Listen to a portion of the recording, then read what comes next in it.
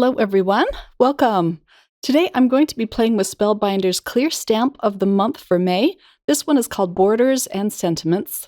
I'll put a piece of white cardstock behind it so you can see it. In this set, you get sentiments in many shapes and sizes and for many different occasions. This set also coordinates beautifully with the other club kits for May. However, I'm not going to be pairing it with any of the other club kits. I'm just going to be using it as a standalone set because it does have some pretty floral images in this as well. So I'm using a piece of Purple Mist cardstock. This is going to be my main panel for my card.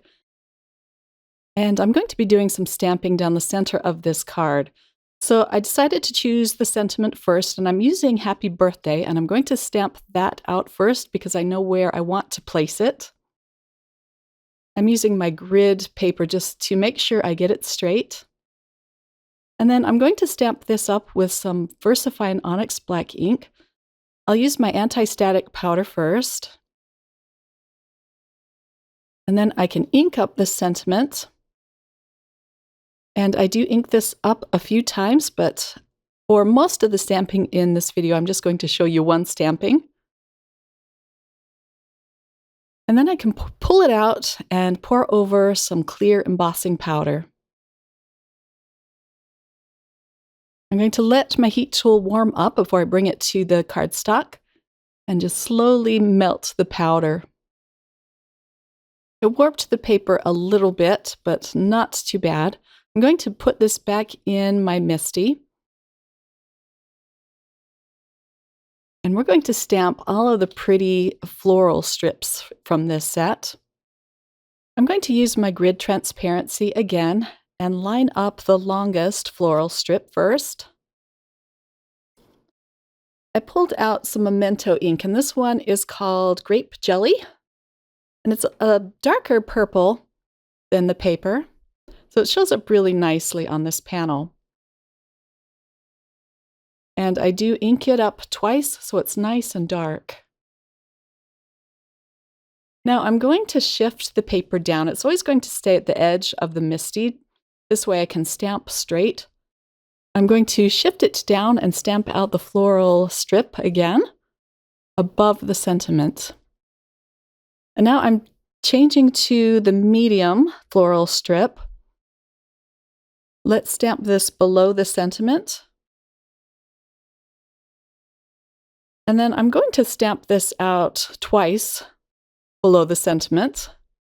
We're going to create kind of a diamond on this panel. So I'll shift the paper up a little bit more. And if you don't have a stamp positioner, you could, of course, just eyeball this. But I'm not very good at eyeballing it, so I'm going to use the MISTI today. And now I'm going to shift the paper down and stamp it twice above the sentiment.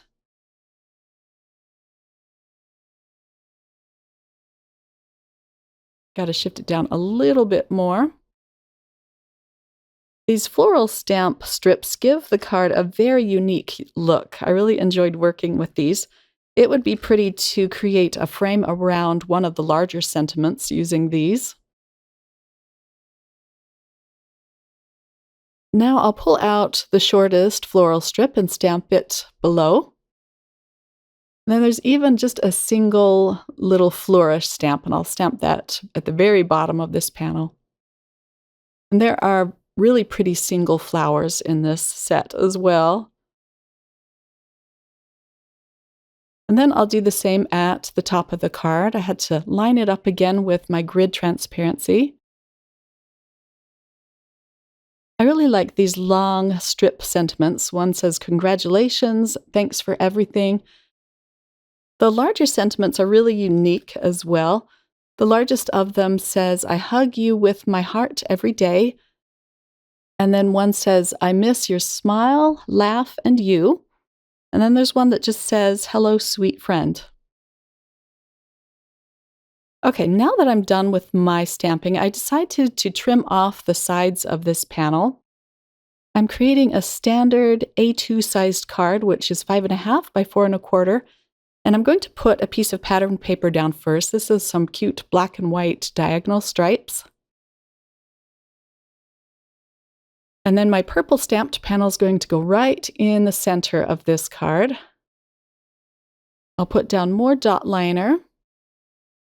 I've already created some florals using the Simply Perfect Layered Blooms set that came out a few months ago. I use this set a lot. This has the prettiest flowers in it. I also decided I wanted to pop up this sentiment a little bit to give it some dimension. So I stamped it on a piece of dark purple cardstock, and I added some foam strips behind it. I fishtailed the ends, and it's going to go off of the light purple panel. I think that looks much better with the white embossing powder. But it looked pretty good before, but I just wanted a little more dimension on this card. Now let's put our florals down with some liquid adhesive. I'm going to have them coming off the corners. All of this cardstock I'm using today is from Spellbinders. They released some beautiful new heavyweight cardstocks. And I'll have all of the links listed below, as well as over at my blog for the items I'm using today. But don't you love those floral strips on the card? It almost looks like text block. And you could even color in the little flowers from these stamps. That would look really pretty, but I just wanted to keep it simple today.